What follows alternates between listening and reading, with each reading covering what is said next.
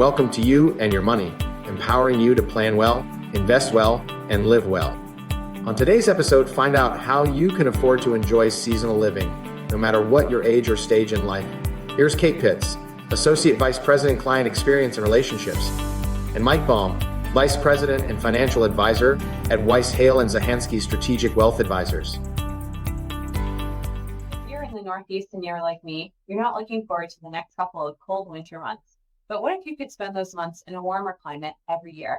Today, we'll be sharing tips on how you can put a plan in place to afford a seasonal living arrangement, no matter what your age or whether you're retired or not. It's hard to believe we're already at the start of another year, and I'm so excited about it. But like I mentioned at the start, not very excited about the winter over the next couple of months here in New England. No, you're definitely not alone in that feeling.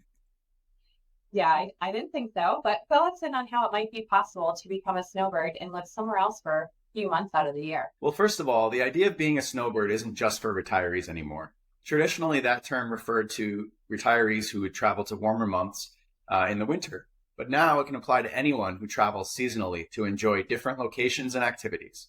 And thanks to virtual work and changing lifestyles, many more people are exploring this option. It's like anything else. If it's really something that you're passionate about doing, the first step is setting a goal. You'd want to decide where you want to go, how you want to travel there, where and how long you want to stay. And then you should think about the costs of what it would take to make that happen. Not only the cost of travel and the cost of lodging, but the cost of any special activities you want to do while you're there. And keep in mind that all of these are going to be outside of your usual monthly expenses. So, figure out, what these things might cost, and build a budget and see if it's going to work. Well, as we know in the work that you do in our advisory team, that budgeting piece is just so crucial. It really is. And not only for figuring out how much money you'll need to make your seasonal living plan happen, but, figuring out how that seasonal living plan fits with the existing goals you have and your existing expenses. So remember, this is most likely going to be, an additional cost to your regular monthly housing, utility expenses, and the costs of maintaining all of your other goals and lifestyle. So, you'll still be paying those other expenses for your main residence while you're gone. That only benefit maybe that since you're not living there, year round, maybe your utilities will be a little bit lower. Good point. So let's say you've got this goal in mind, you know where you want to go and for how long, what you want to do while you're there. So what's next? Well, step 2 is to fill in the details of your plan. So you'll have a solid estimate of the cost and a pretty clear plan of how your seasonal living situation will work. But, what do the details look like? How are you getting there and back? Are you going to fly? Are you going to drive? Are you maybe even going to take an RV? Which brings us to the next big detail. Where are you staying? What matters to you most? Do you want to live in an RV park, a 55 plus community? Do you want to be beachside? Or do you want to be in a city with lots of cultural attractions and nightlife? Or maybe it's something else altogether. And I feel like the number one question is, should you rent or buy? And each of it obviously has its pros and cons. And renting can be more cost effective potentially for a season, while buying provides more of a permanent solution and potentially some investment opportunities down the road. So how should people be thinking about this? Yeah, I mean, you hit on it right there. Those are the options and the pros and cons that need to be weighed. And you need to think about those in terms of your preferences and your financial situation. So renting does provide a lot of flexibility with very little responsibility, but there's no way to make up that expense. That's money gone, and you're not building any equity, and you're just not going to be able to recoup any of that. On the other hand, if you buy a property, you may be able to rent it out and get some income in the months that you're not using the property, but on the other hand, you're sort of locked into a specific location. And you also have that responsibility of managing another property and all of the maintenance and expenses that come with that. So, those are sort of the pros and cons, and it's a lot to think about.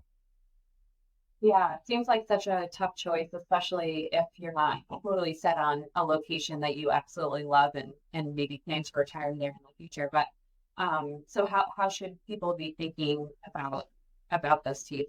I mean, it depends on what exactly your goal is, right? If you're in love with a particular area and that's where you want to go year after year, it might make sense to save up for the down payment and buy the property there, because then the profit or the income that you get from renting out the property when you're not there will help offset your costs for the months that you do live there.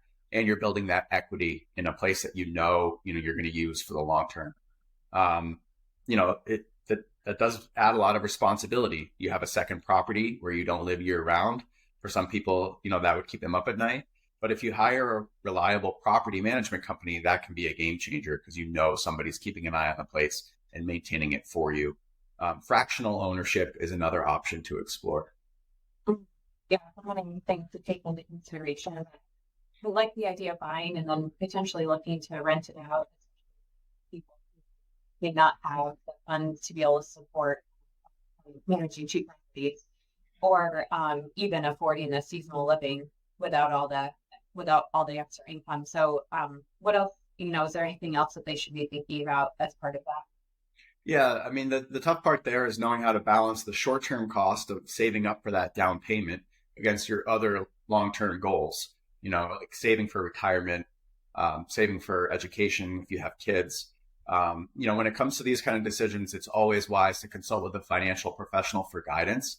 They can help you map out all of your various goals in a comprehensive manner and help you come up with a plan for how you're going to achieve each of those goals and what you need to do to get there. Awesome. Well, there's another option that you haven't covered really yet and may offer the best of both worlds, which is owning an RV. And it seems like this has been a popular trend lately, and families and retirees looking to own an RV. So what are the pros and cons of doing that? Yeah, absolutely. Van life, RV living, like that is a big, uptrend lately. People love the flexibility and the freedom of being able to hit the open road and have a place, that they can sleep and be in some form of comfort, but still get to travel and explore and do it on their own terms. So an RV can provide a tremendous amount of freedom and flexibility, but it also comes with some considerations like, the fact that you need to have a commercial driver's license and that the vehicle itself is expensive and will depreciate very quickly, just like, any car or vehicle that you purchase. And don't forget, in addition to the cost of the RV itself, you need to pay fees to the RV park where you stay. So that's another added cost, almost like a rent to consider. If you've never spent time in an RV before, I would also highly recommend trying before you buy to make sure that RV living is for you. Definitely important to view it as a lifestyle that you're creating and not just a simple vacation. And you really just have to think about not just the financial aspect, but also the emotional side of it as well. Yeah, absolutely. It's good that you brought that up. This is sort of a lifestyle change, and you need to think it through in a really detailed way, whether you're thinking of an RV or renting or buying. Getting the details out, thinking through the costs, putting it down on paper, and incorporating it into your overall financial plan and budget is really the only way that you can do it, with clarity and confidence, I think. So, take the costs that you've determined, that you're looking to spend on this lifestyle change, compare it to what you've got available for expendable income. If you're saving as you should be for retirement and all your other long-term goals, and you still have enough left over to make a down payment on a home or an RV or pay rent to rent somewhere else for part of the year, then start looking and get planning for next year. What if you don't have that amount of money ready to go? Then what? Well, if you don't have that money ready to go right now, think about how much you can afford to save toward your seasonal living goal each month. And if your plan is to rent, see if it's possible to save up the total of what it will cost you during the remaining months of the year. And if so, that's a sustainable seasonal living plan. If you want to buy a property or an RV, then approximate the cost of that down payment of that purchase and think about how much you can save each month. And there you go. Now you know how many months it will take you to get to, that purchase. Is there anything else that people should be thinking about?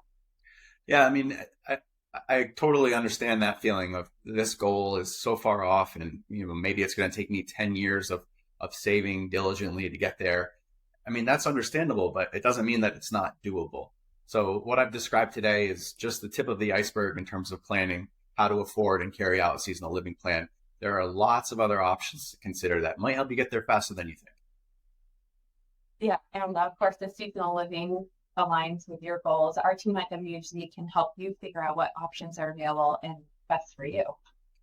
Of course, whether it's creating a strategy for seasonal living, saving for college, opening a business, planning the retirement of your dreams, or any other big life goal you've got, our Plan Well, Invest Well, Live Well process can guide you there. And honestly, helping people achieve these big accomplishments is what it's all about for us. So true, Mike. And if you're interested in seeing how our Plan Well, Invest Well, Live Well process can help you become a snowbird and so much more, schedule a complimentary consultation on our website. Until next time, live well. As always, thanks for listening to You and Your Money. Find even more episodes, videos, and other resources at our website, whzwealth.com. Weishale & Zahansky Strategic Wealth Advisors offers securities and advisory services through Commonwealth Financial Network, member FINRA, SIPC, a registered investment advisor. Fixed insurance products and services offered through CES Insurance Agency. They practice at 697 Pomfret Street, Pomfret Center, Connecticut, 06259, and can be reached at 860-928-2341. Weishale & Zahansky Strategic Wealth Advisors do not provide legal or tax advice. The tenured financial services team strives to support clients in achieving their financial life goals. For more information regarding wealth management and customized financial planning with Weishale & Zahansky Strategic Wealth Advisors, please visit www.whzwealth.com.